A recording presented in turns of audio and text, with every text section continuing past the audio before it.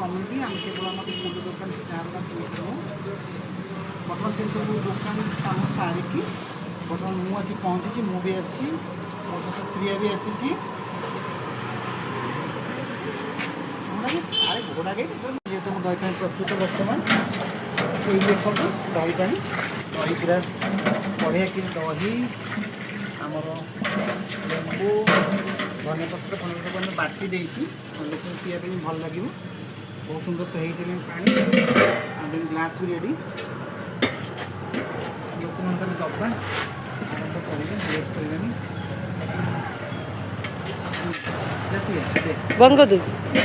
ନମସ୍କାର, ଜୟ ଜଗନ୍ନାଥ। ଯେମିତିକି ଦେଖିଲେ ଭିଡ଼ିଓରେ, ଆଉ ଆମେ ଦହି ପାଣି କେମିତି ପ୍ରୋସେସ୍ କଲୁ, କେମିତି ଦେଲୁ, ଆମ ଦୋକାନ ସାରିକି ଆସି ତାପରେ ଦେଲୁ।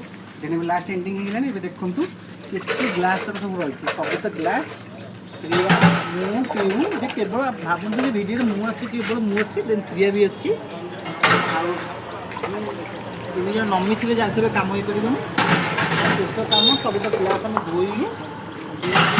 ଆମର ଭାବନ୍ତୁ ଲୋକମାନେ ଆମକୁ କ'ଣ ସମାଜ ଭାବୁଥିବ କି ନାହିଁ ସେଇଟା ଆମେ ଜାଣିନୁ, କିନ୍ତୁ ସବୁବେଳେ ଆମେ ସମାଜ ସହିତ ଅଛୁ, ସମସ୍ତେ ରହିବୁ। ସମାଜର ଯେତିକି ଉନ୍ନତିମୂଳକ କାମ ଆମେ କରୁଛୁ, ଆମ ପାଇଁ ଯେତିକି ଯାକ ସମ୍ଭବ ସାହାଯ୍ୟ ସହଯୋଗ ଭଲ ମନ୍ଦ ଜଳ ଛତ୍ରଟା ଆମେ ଆମ ନିଜ ସମସ୍ତଙ୍କ କିଛି କିଛି ପଇସାରୁ ଲୋକ ଭାବନ୍ତି ଯେ କିଲୋମାନେ ଏଇଆ କରନ୍ତି, କିଲୋମାନେ ସେଇଆ କରନ୍ତି, କିନ୍ତୁ କିଲୋମାନେ ଯାହା ବି କରନ୍ତି ସେ ଅର୍ଥରୁ କିଛି ଭଲ କାମ ବି କରନ୍ତି।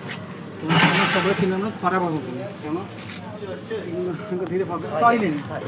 ଆଉ ଏବେ ବି ଦେଖନ୍ତୁ ଜଣେ ଆସିଥିଲେ, ଭାଇ ପଚାରିଲେ କିଛି ନ ନାହିଁ ପାଣି ସହିଲେଣି, ଦେଲୁ ଲାଷ୍ଟ ପ୍ରୋସେସ୍ ସହିଲା। ଦେନ୍ ଆମେ ଧୋଇକି ଏବେ ଯିବୁ ଆମ ଘରକୁ, ପୁଣି ଗୋଟେ କ୍ଲାସ୍ ବି ଆରମ୍ଭ ହେବ, ସାର୍ ଆସିବେ।